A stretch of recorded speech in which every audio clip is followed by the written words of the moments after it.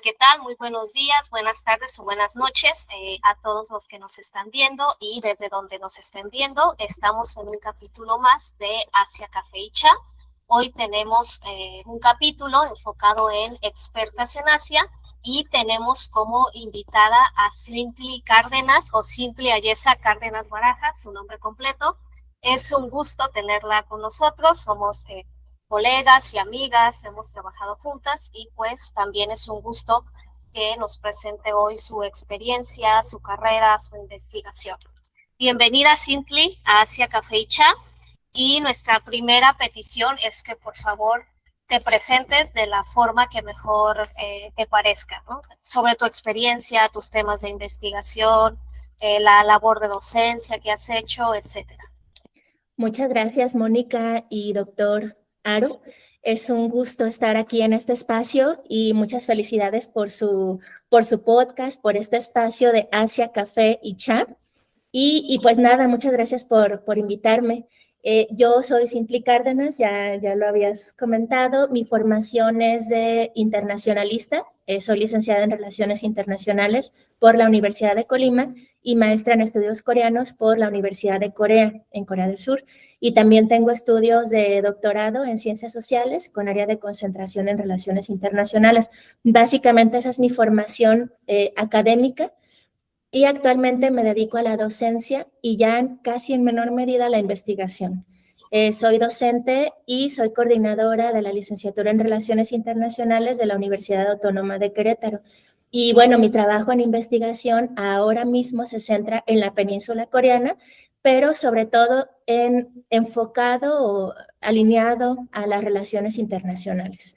Entonces, estudio las maneras en que incide la rivalidad entre China y Estados Unidos en Corea del Sur y la manera en que Corea del Sur como potencia media gestiona estas rivalidades. Y esto mediante algunas teorías como la de transición de poder, transición de alianzas y también la perspectiva de las potencias medias.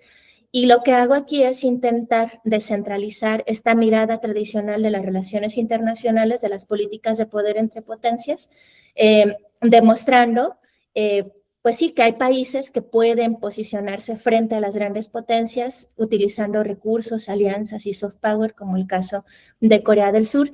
Y lo hago desde México.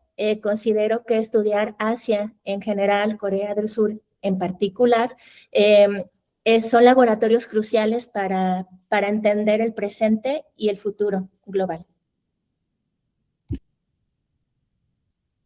Cintly, muchas gracias por estar con nosotros. Muy interesante lo que nos cuentas sobre lo que estudias.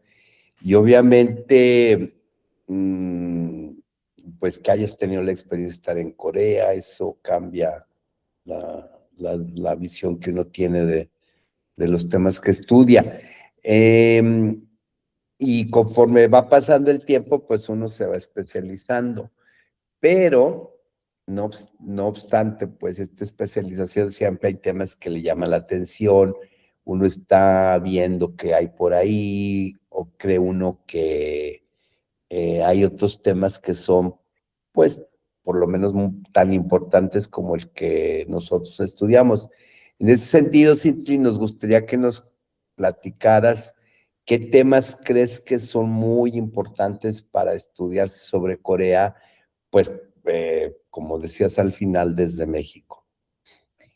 Bueno, también desde mi mirada como internacionalista y también como en estudios de área, considero que hay tres temáticas muy importantes y que me inquietan ahora bastante, académicamente, pero también personalmente.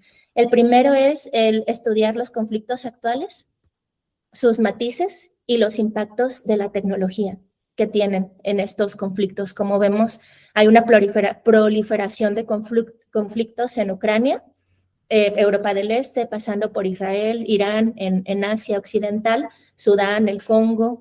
Muchos operan como los llamados conflictos tipo o proxy wars y reflejan cambios y dinámicas en las dinámicas de poder globales, cruzados por brechas de riqueza, crisis ambientales, El gran matiz también es el impacto de las nuevas tecnologías, inteligencia artificial, las cuestiones de los semiconductores, ciberseguridad, desinformación, y están transformando radicalmente a la sociedad y las interacciones entre actores.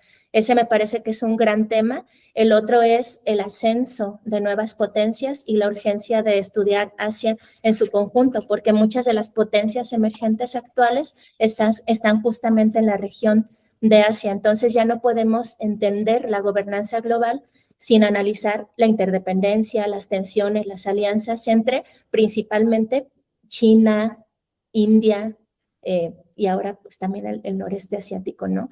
Y Asia no solo es una región geográfica, pero también es el epicentro donde se reconfigura el orden mundial contemporáneo y también tiene grandes incidencias en México. El otro tema que también me parece muy interesante es analizar los nuevos actores y otros enfoques de las relaciones internacionales. Nuevos actores, porque ya sabemos que la agenda global no es monopolio de los estados. Está también la defensa de los derechos humanos, otros tipos de activismo, y también hay que voltear a otros enfoques como los feminismos, la teoría crítica y todo lo que nos permita cuestionar las estructuras tradicionales del poder y leer la realidad internacional desde la identidad, el género, la resistencia social, entre otros. Esos son los ejes que para mí definen los temas más importantes ahora en mis áreas de estudio. Muchas gracias, Cintle. Y sí, son temas como muy importantes y que dejan ver los cambios que han estado ocurriendo en la forma en que estudiamos y entendemos las relaciones internacionales. Ahora, nuestra siguiente pregunta es sobre las mujeres en Asia y creo que tú podrías abordarla desde diferentes maneras porque sé sobre tu investigación en la maestría, entonces sería interesante escuchar tal vez sobre eso. Sé que has estudiado las manifestaciones o diferentes movimientos socialistas, feministas en movimientos sociales en Corea. Entonces la pregunta es, ¿cuál es la situación de la mujer? Puede ser en Corea del Sur, puede ser en poblaciones migrantes, matrimonios internacionales, desde el ámbito en que tú nos lo quieras presentar. Es una pregunta muy interesante y también he escuchado ya las respuestas de mis colegas coreanistas o coreanólogas en este espacio y coincido con ellas y no solo coincido con ellas, sino que siento que el público, las audiencias saben que la situación de la mujer, en particular en Corea del Sur, no es tan fácil. O sea, yo creo que la situación en general de la humanidad ya no es tan fácil. Pero en particular Corea del Sur se destaca como un país desarrollado, un país muy educado en términos duros, pero también en términos duros, y me gustaría citar a un reporte que se llama Global Gender Gap Report del Foro Económico Mundial, sí sitúa a Corea del Sur y a otros países de Asia en lugares muy bajos del ranking de brecha de género principalmente. Entonces, lo que sí quiero ahorita tirar algunos datos, algunos factos, como dicen por ahí. Por ejemplo, México, la situación de las mujeres en México, que tengo más solvencia para hablar sobre ello porque soy mujer mexicana en México. Digamos que de acuerdo con este reporte estamos en el lugar número 23, porque estructuralmente México sí ha hecho cambios para lograr la paridad de género o reducir brechas de género, principalmente en participación política, pero en otras también. Estamos en el puesto 23, mientras que Corea del Sur está en el puesto 101. Esto demuestra también que el éxito o el desarrollo económico, el desarrollo educativo, el soft power, entre otros, no se traduce automáticamente en la equidad de género. En el caso de Corea del Sur hay 3 desafíos estructurales muy importantes. Lo primero es la baja representación de mujeres en puestos directivos, legislativos y de alta toma de decisiones. Lo segundo, que tiene mucho que ver con lo primero, es de que a pesar de los altos niveles educativos y que si hay paridad en niveles educativos, la inserción laboral femenina ha encontrado barreras institucionales muy rígidas. Por ejemplo, tiene un puntaje de 0.5, ¿no? Entonces son 34.03 de mujeres contra 66.5 0,03 en hombres en miles de dólares de lo que ganan más o menos. Significa que las mujeres alcanzan aproximadamente el 51.5 del ingreso masculino. Entonces, la distancia hacia la paridad es de 48.5 puntos porcentuales. Esto refleja un rezago marcado incluso para estándares, ¿no?, de economías no tan desarrolladas, y esta es una economía desarrollada.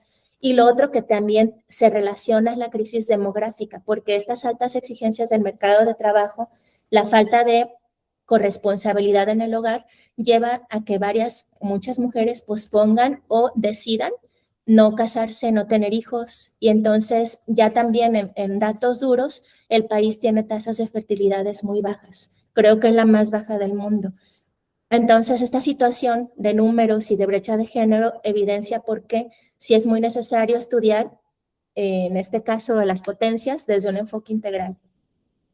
Y para complementar del caso de las mujeres migrantes, en la maestría hizo un estudio de caso de mujeres migrantes matrimoniales mexicanas en Corea del Sur y sus experiencias de adaptación.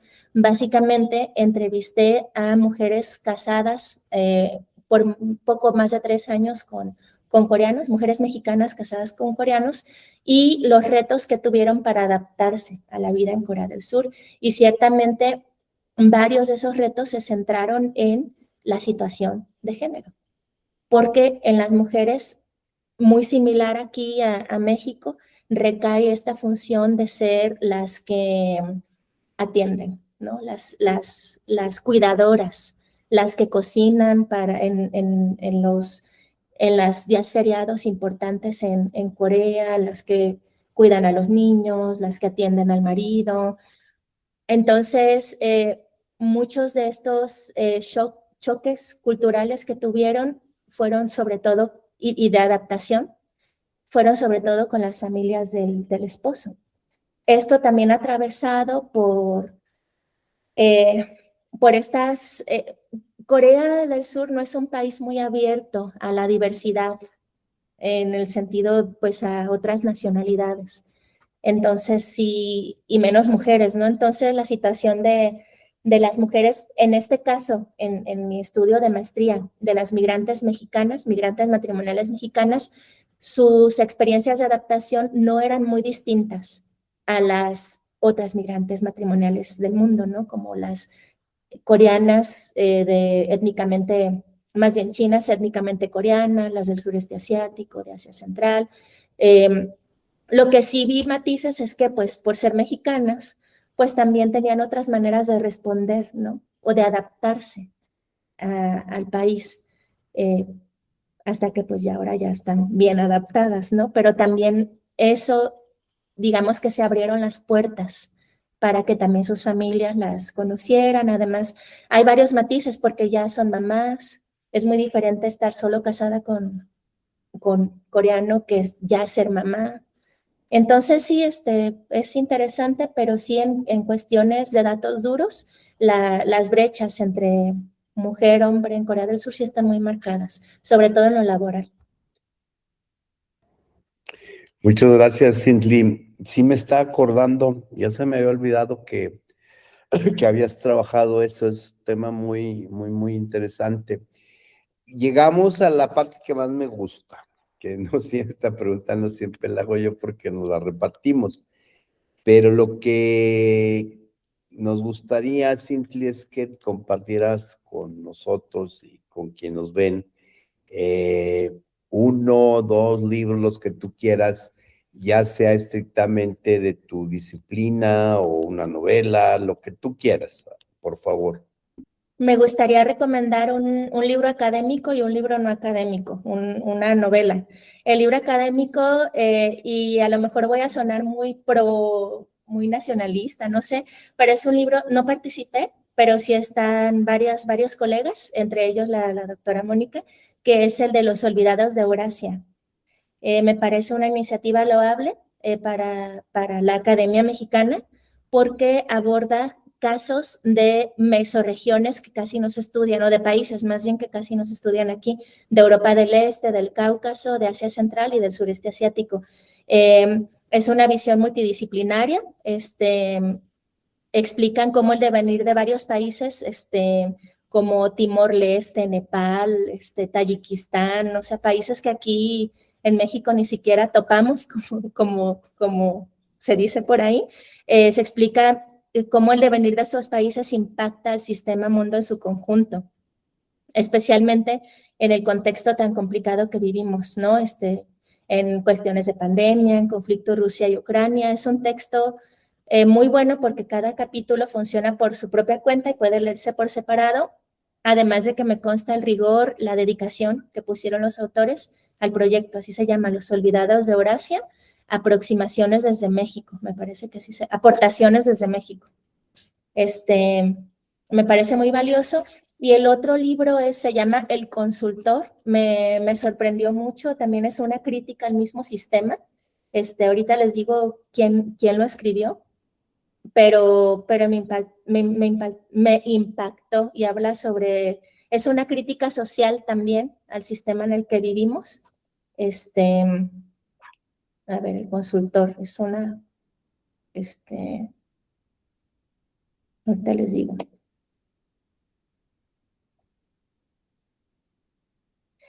El autor se llama Im Song-sun y es una sátira sobre el capitalismo, la competitividad y la deshumanización.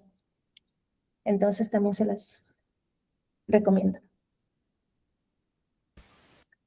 Pues muchas gracias, Cindy. Dos grandes recomendaciones, bueno, muy interesantes y muy amplias que nos llevan a conocer mejor Asia, o en este caso, bueno, con Los Olvidados de Eurasia, pues sí, abarca toda la región, y con El Consultor está enfocado en Corea o en general en el sistema. En general, pero desde Corea. Desde Corea, ok. Bueno, entonces aquí tenemos dos grandes recomendaciones y de mi parte sería agradecerte nuevamente por compartir tu tiempo y tu conocimiento con nosotros. Cindy, muchísimas gracias y pues nada, que sea la primera de muchas que busquemos y encontremos otro pretexto para encontrarnos por aquí. Gracias, Cindy. Gracias y felicidades por la iniciativa. Gracias. Gracias.